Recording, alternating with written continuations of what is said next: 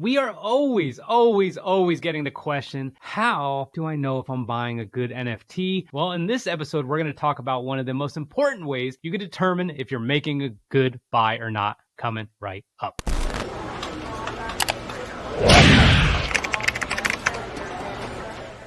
What is up, family? You have probably heard the term roadmap quite a bit, and you're like, where are we going? A roadmap is a common term you're going to hear when you get into this NFT space, and essentially all it is it's a plan. It's a plan of where the project is going, and a lot of times people use it to validate whether this is a good buying decision or not. But we're going to dig into a little bit more details about roadmap, because I think we had a question about it, Rich. What was that question? This question is from Otto, who says, "Hi, Heather and Rich. I'm Otto from Guatemala. I've been listening to the podcast for a while," and he just gets into a couple other things. And he goes, "I'm curious about roadmaps and would like to hear your opinions on how to create a roadmap." Not doing that. And I'm trying to start something that can help my country by donating some projects about rural communities, etc. Here's his bottom line questions. Why a roadmap? Which is the best way to do a roadmap? And is it strictly necessary to do so? And obviously he wrote something really cool here. Don't be confused. I hope for profits, but in the way I want to return something back to my country and by donating from the profits. As Heather said,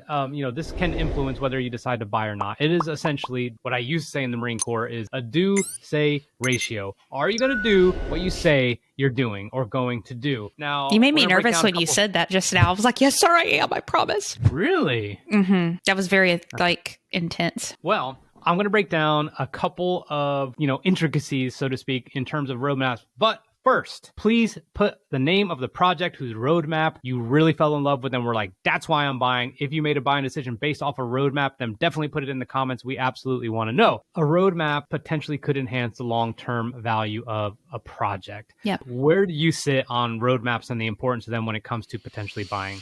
Give me the truth. To me, a roadmap isn't like a bonus. It's like something that's kind of like a mandatory thing that a project, if they're going to ask you to spend money on X project, it's like we said in a previous episode, an expected thing to have, and it should be at the forefront. Will they follow through on that roadmap? I don't know, because I could sit here all day long and be like, I'm going to do this, but where is the integrity behind that and accountability behind that? And to me, the roadmap isn't enough. It's, do I believe these people are actually going to follow through on it? What about any projects if you did not see a roadmap? Like, is that a red flag for you at all? In the traditional sense, yes. I think most projects have roadmaps, but I think we have a very narrow view of what NFTs are right now. And I don't, for me personally, see all NFT projects always going to have a roadmap.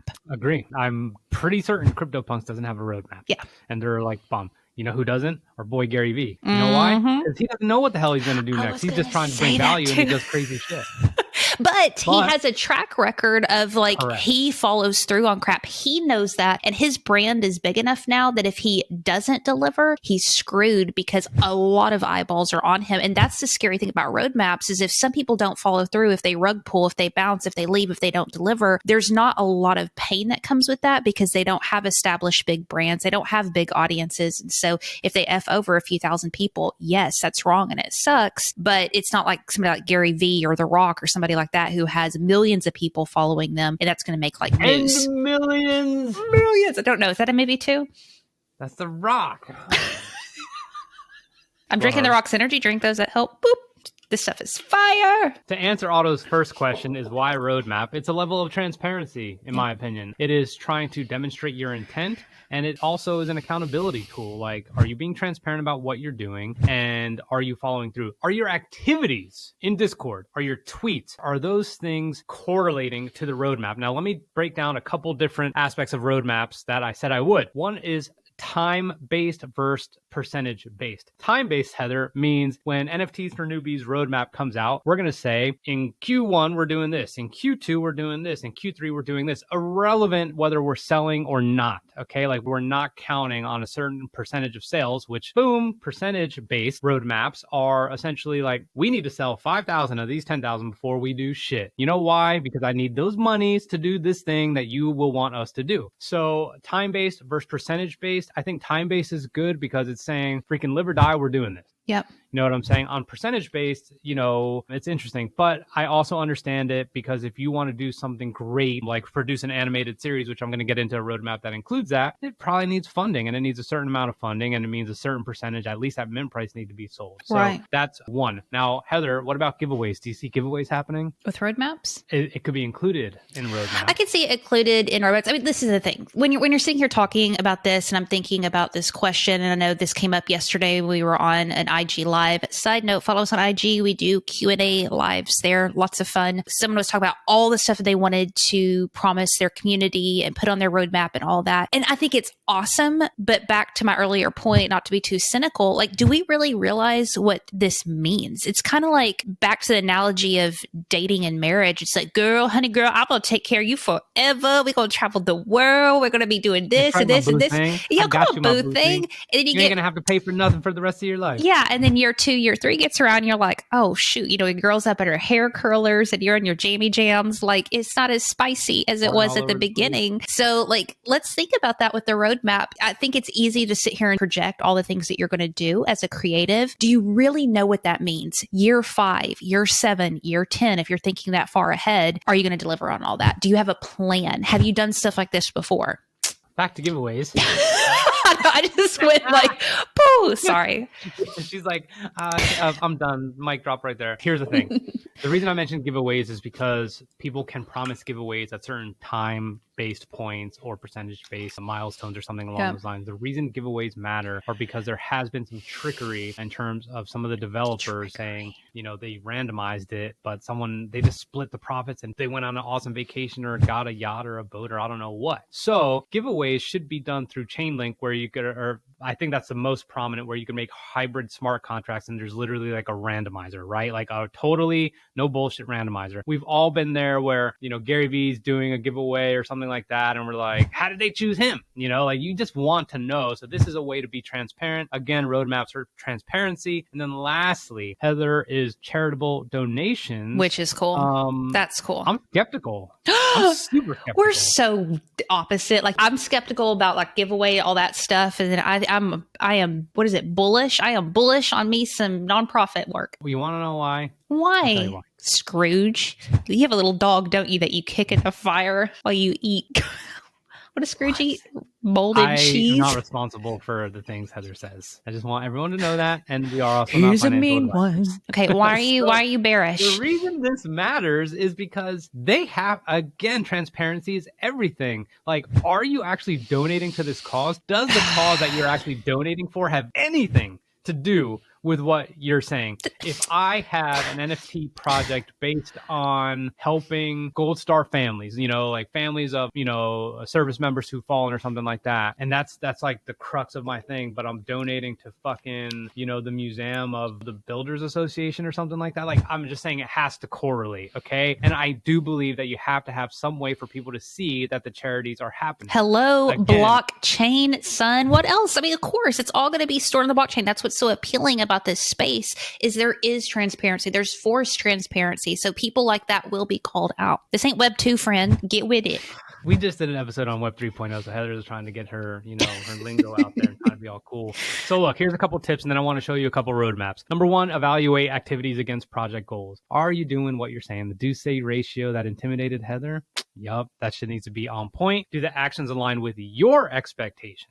Okay, like there is a point where you could be a holder of an NFT and be like, I don't like the direction this is going. Like, this isn't what I'm all about anyway. So does that mean you need to sell and make your profit? Cool. Are they adding value generally? Are you in the Discord seeing if they're adding value? Are they working towards a roadmap? We already kind of did that. But are there things that are enhancing that experience? Are there in real life meetups? Are they giving out POAPs or kind of digital tokens saying, yeah, you were on this cool Zoom call that we all had with all our owners? And then lastly, does the timeline make sense? Okay, is it ambitious and doable, or is it complete nonsense? So back to Otto. Well, hold on. I'm really glad you brought up the timeline thing, because I was thinking, I feel like a lot of people kind of err towards like, this is going to be a long-term project. We're going to be doing this forever. Well, who's to say you can't do a 6-month roadmap or a 1-year roadmap where I buy an NFT from you and the roadmap is we're going to give 50% here, and on November, I'm going to send you a Thanksgiving t-shirt. That's my roadmap. Enjoy. Yep. Heather's doing like these sign-offs for some reason. Like, I don't know what's going on, but auto. Enjoy, Heather. So what is the best way to start a roadmap? As far as templates, you can Google that for sure. I appreciate what you're trying to do in Guatemala. I appreciate the profit you're trying to make, and I appreciate that you want to give profit back. So the best way is to be transparent and be cognizant of what you can actually achieve and what you can say you want to do and what you can actually do. So that's what I would say. Now, I want to give a couple examples of roadmaps, and here is one I'm going to do. Awesome project that's on the horizon. Have NFT is going to be powered on the ECTA blockchain. Okay, this is a veteran-focused NFT, the first of its kind, but here's a roadmap. I'm going to click on it, and then here's December. Launch page ready, community onboarding, et cetera, et cetera. January, looks like they're on target. Pre-sale of the Marine Bulldog. Woo, woo, yacht! Marines! Navy. Hoorah! Hoorah! Just. Okay. Whitelist opening, have NFT public sales, staking, etc. I can't scroll over for some reason, but here's a roadmap so you could actually see. I'll give another one of our fun friends over at Basefish Mafia who are super awesome. Look, it says right here, roadmap. Okay, now version 2. I wonder why there's a version 2. Probably because shit changes. Okay, so this is last year, November 4th, November 15th. There's an airdrop in Q4. We got those airdrops, and because of those airdrops, Heather and I now have fine art pieces from Basefish that got mailed to our house, and it's awesome. And then they have up to Q1 2022 animated episode pilot, which they're currently working on. Heather, all I see is it's up to Q1. Why is there not Q2, Q3, Q4 for 2022? What's up with that? Well, just like you said, they're aware enough that things are going to change, that their community is changing. I think they've been able to build a strong enough brand and community that there's some leeway there because there's already trust built that people know that they're not going to just drop off the face of the earth. I was in a happy hour with them just last night, and there was, a ton of people in there, and they were talking about not only what they've done, but what they plan to do. And it might not officially be on the website, but there's trust and community built there. I think all of this comes back down to trust. Like, do I trust you to do what you say you're going to do? Do I trust your vision? Do I trust where you're going? And I think if you don't have that, that's a really important thing to build and to focus on, even above what's on your roadmap. Because no matter what you put on your roadmap, no matter how enticing, if people don't believe you, if you don't have that brand, if you don't have that heart, that story, or whatever, it's in vain. I agree. And one thing I forgot, I had some notes here. I cannot remember the Medium article. Sorry, everybody. But to wrap, here's a couple of things you could look for. Make it visual. Okay. People like pictures. People who like NFTs like pictures. So make that really easy to see. Obviously, we said make it achievable, make it dynamic. Dynamic means it is flexible. Okay. You could flex and it's not going to destroy your life if you're not on target for this thing, but you could introduce something else. And then lastly, it should be concise, right? No one's trying to read, man. NFTs are just like, okay, let me look at this. Cool. Just make it quick, okay? But have something that is easily discernible and achievable, so to speak. And that might be the difference between your project winning or losing. Speaking of winning and losing, we got a big old winner with us who is a listener at Smile Hard Media. This is Louis Gammon, who asked us a random question that we're going to end the show with. And this is a new venture for us, guys. We've had the pod deck for the past 6 months. We've enjoyed it, but we went through every single stinking question. So now we are asking you guys to send us in a random question, non-NFT related, that you want answered on the show. But again, Louis, thank you for sending this in. The question: what is the food, single or combination, that you like that others find gross or disgusting? Me? Yes. I don't even know what it's called in English, but chicharron. Ooh. It's Colombian. It's just like, you know what? Why don't I just look it up? It's super fatty, crispy. It's like pork rinds, essentially. Did you have to use the word crispy? Crispy. What are chicharrones? Chicharrones are deep fried pork rinds or pork belly or pork skin. That's what I like. It's really good. And I actually eat like the whole thing. There's like, actually you're supposed to eat like this meaty part, but then I eat the skin too. It's just bomb. Want some? Want some? Ooh, please. Send you some. Please. Crackle. Oh man, it's good. Okay, so mine, I don't think it's gross, but my husband thinks I am just repulsive for eating it. But at Thanksgiving, I love when we have the turkey, I put cranberry sauce on top of the turkey and eat them together. He thinks that's gross, but I like purple turkeys. Is it come out of a can and it still has like the rings on it from yes, the can? And you put that right on top of the turkey. Get out of here, God, people. it's so good. All right, look, if you haven't subscribed, subscribe. Peace out.